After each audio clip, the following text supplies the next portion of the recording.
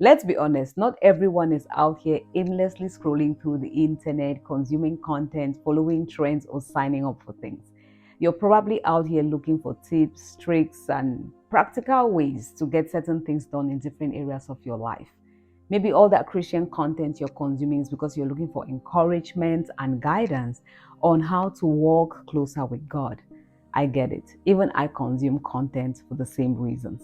However, you would agree with me that the world is rapidly changing. Everywhere you turn, there is a new trend, a new voice, a new way of doing things. Social media platforms are constantly evolving. And when it comes to content, there's more content out there than we could ever finish consuming.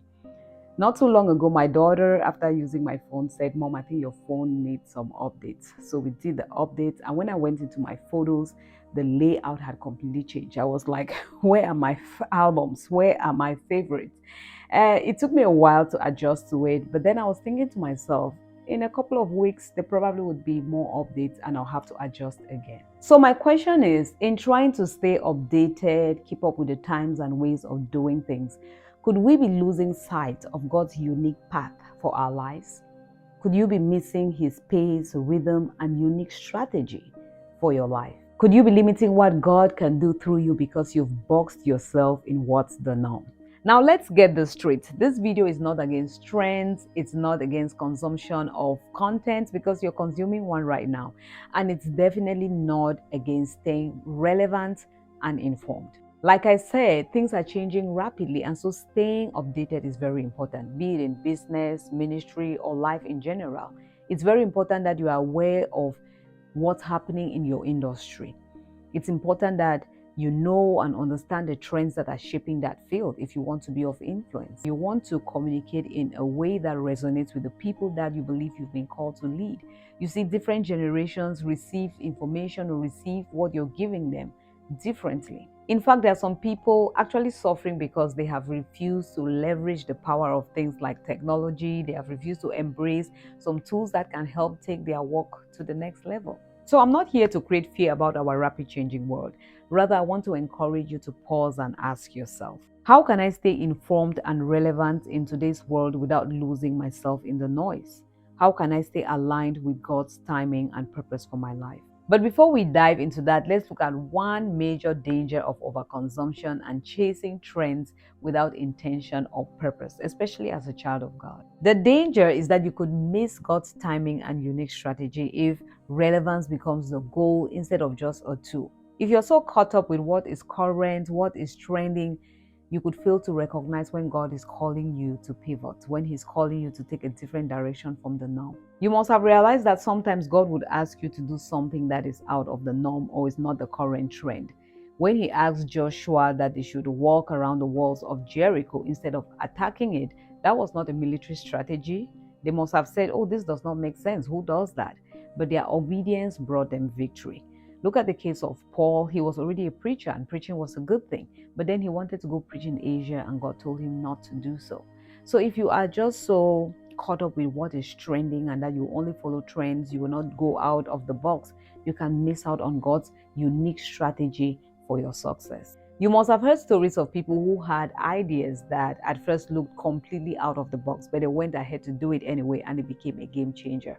So to you who is holding back from executing that God idea because it seems out of the norm, it's not what is current or trending, I want to say get to it.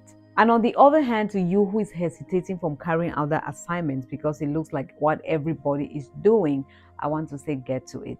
See, even if it is a saturated market, if God has put something unique in you to bring on the table, it will be relevant. You will succeed. And to you who feels like you have lost a great amount of time being caught up with trends, being busy with no progress, I want to tell you that all hope is not lost because we serve a God of restoration, a God that is redemptive. So if you want to move into this year with more clarity and momentum, He's more than willing and available to guide you. But remember that you also have a responsibility, a role to play in this restoration process. So real quick, 5 things to help you stay relevant without losing yourself. The first one is to be intentional and organize your content intake. Just because something is valuable does not mean that it's relevant for your current season. For example, let's say the top CEO of a big company is so excited and raving about this new and advanced business strategy. If you are just starting, that information may not serve you yet. And so, if you're constantly consuming information that you cannot apply right away, it can just lead to information overload, which can actually slow you down. Now, of course, there are times when we have to prepare in advance for where we are going. But some of us are consuming content that is just far, far, far, far away from where we are right now, that it doesn't even make sense at all. So instead of just mindlessly scrolling and consuming everything, you can choose one or two sources for your news, for business, for family, for your spiritual walk. Something that has been of great help to me is creating a system. I have playlists and folders with different categories. And so when information comes to me that I know is going to be useful to me at some point, but I don't need it right now, I just save it in there for later. I actually have a list of people I know I'll reach out to them at specific points in my journey. The next thing is to pray and listen. I had learned that federal agents don't spot counterfeit money by studying the counterfeit bill. No, they rather study the real bill so well that if you put a counterfeit in their hand, they can spot it, because the counterfeits are so many and many more will keep coming. In the same way, the best way to discern what does not align with God's will is not by obsessively analyzing every trend, every opinion, every opportunity. It's by staying rooted in His presence and His word, so that when something shows up that is not of Him, you immediately know. Stay in the place of prayer. Let God instruct you. Let Him give you wisdom, not just to discern what is the right trend or right opportunity, but equally how to position yourself for effective service in this ever-changing world. And please hold on tightly to whatever God tells you in the place of prayer. Believe it more than any trend or cultural shift.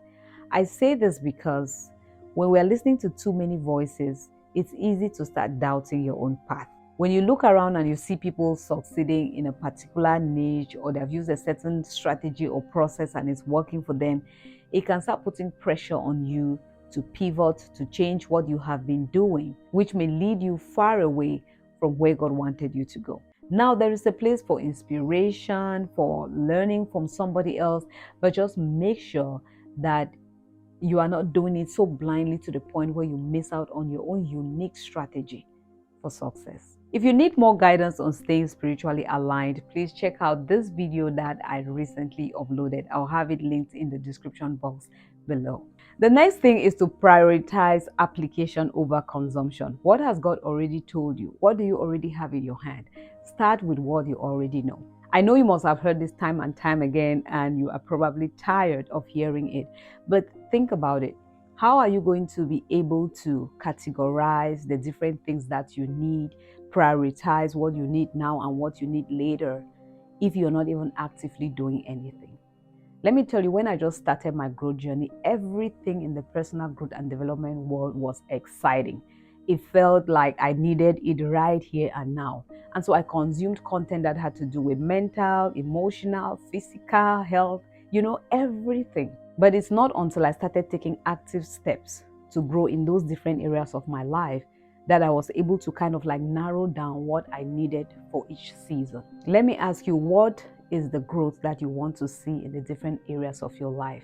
When you clock in at work in the morning, what are your desires for your job and for your career? So that you don't waste time, you don't waste resources, you don't waste your energy for something that is not going to have direct impact on your growth journey right now, or maybe in the nearest future. Many of us are consuming more than we are creating. We're watching endless Christian content more than we're actually obeying what God expects of us. Yes, growth starts with knowledge, but if all you do is acquire more and more knowledge, chase after every trend, you may begin to mistake all that movement for transformation and progress. And then at the end of the year, you have no fruits to show for it. That's when frustration sets in. You start blaming the content, the trends, the sermons that you listened to. You see, it has nothing to do with the trends, the workshops, the seminars. It has all to do with what you did or did not do with what you received. So let me ask you, what are you going to do with this content you're consuming right here? This week, are you going to make time to pray and to listen to God? Are you going to take time to create a system, prioritizing and categorizing the content that you want to consume this year? How are you planning to apply more than you consume. Last but one, identify and align yourself with role models. You see, on this growth journey, when things become difficult, you can begin to doubt your path. You can even begin to question some of the values that you are holding on to. You can begin to say, this balanced life, is it even really possible? Or is it just a myth? This thing where I'm trying to align my identity, my mindset, and my habits with my faith and my values, is it even possible?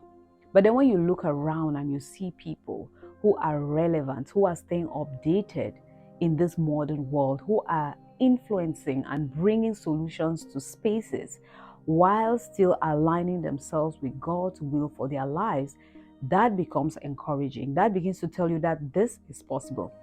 And if you can even have access to those people, they can be a source of advice and instruction and guidance to you. Or from a distance, they can just be a source of inspiration to you. Also, identify and be a part of communities that share similar values with you. It will be a source of encouragement, accountability. You will sharpen one another and keep growing. And let me just plug this in. This is one of such communities. So if you're new here, I do share content that helps you gain clarity and the momentum to turn your dreams into a reality, but without compromising your principles and your values. So if that resonates with you, go ahead and hit that subscribe button, and I'll be so excited to have you be a part of this growing community. And finally, be a trend setter instead of adding to the noise. People are searching, looking for real answers to real problems. People need some direction and some guidance. The question is, are you going to be part of the noise, or are you going to be part of the solution? Are you going to be the light and the salt of the earth? Will you just consume anything that has been put out there, or are you also going to be someone who creates something meaningful out there? One way to stop worrying about ungodly trends is to create godly ones. That's why I say you be the trend setter. Ask God to give you wisdom to be able to identify a need that aligns with the talents that He has put inside of you. And when you actually take that bold step of faith and fit yourself in that place, you become relevant. Not because you were following trends, but because you aligned yourself with God's will and purpose for your life. So as a child of God, staying informed is important, but staying in alignment with God's will for your life is much more important, because trends will come and go, but your God-given purpose is timeless. Over time, you may have to change how you work, change how you package things, but the assignment remains the same. And it's important that you don't lose sight of what that main assignment is in the midst of all this noise. So our question for today is, how have you been staying informed and updated without feeling overwhelmed or losing yourself in the midst of all the noise? Please share your thoughts with me in the comment section below, and please do not forget to give this video a thumbs up if you found it helpful. I'm so happy you were able to watch until the end. Thank you once more, and I hope to see you in the next.